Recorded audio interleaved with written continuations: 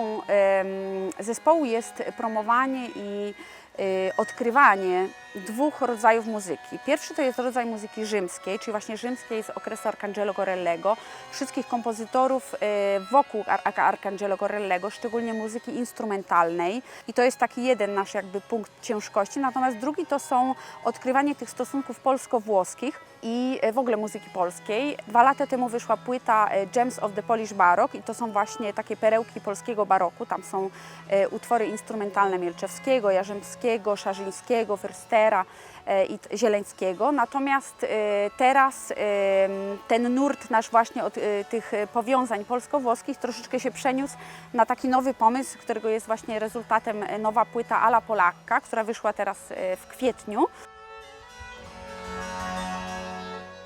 To jest płyta, która prezentuje z kolei kompozytorów europejskich. Tam jest przede wszystkim skupienie się na kompozytorach włoskich, niemieckich, austriackich i polskich. I to, jak ci kompozytorzy inspirowali się stylem polskim, folklorem, Polską w ogóle w swojej twórczości, i to po prostu słychać później w muzyce. Takim najciekawszym chyba i takim najbardziej znanym przykładem jest George Philip Telemann. On bardzo dużo podróżował po Polsce, zatrzymywał się właśnie w takich przydrożnych knajpach, tawernach, słuchał właśnie tych grajków, muzyków w tych tawernach, i on się bardzo zainspirował tym stylem i tą muzyką właśnie z tych karczm, i tutaj właśnie dużo inspiracji w jego utworach. On jest chyba takim największym jakby przykładem, wręcz czasami można, słuchając go, powiedzieć, że to jest po prostu polski utwór, polski kompozytor.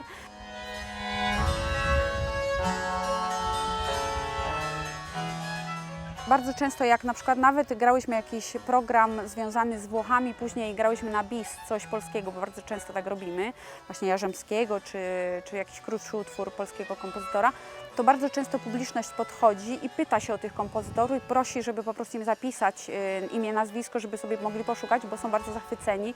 I zresztą ta płyta polska, którą nagrałyśmy 2 lata temu, też naprawdę bardzo się podobała i było bardzo dużo super recenzji i pięknych opinii właśnie na jej temat, i wiele osób, które mówiły, że w ogóle nie znały tej muzyki, nie wiedziały nawet, że w Polsce w XVII wieku pisano tak piękną muzykę. Także mamy nadzieję, że teraz powoli właśnie ta płyta, która jest jeszcze bardzo świeża, też będzie miała coraz więcej takich ciekawych recenzji, a dodam, że została nominowana teraz do nagrody Preis der Deutschen Schallplattenkritik w Niemczech. To jest taka bardzo prestiżowa nagroda, także trzymajmy kciuki, żeby może akurat w sierpniu chyba albo we wrześniu będą wyniki, więc zobaczymy.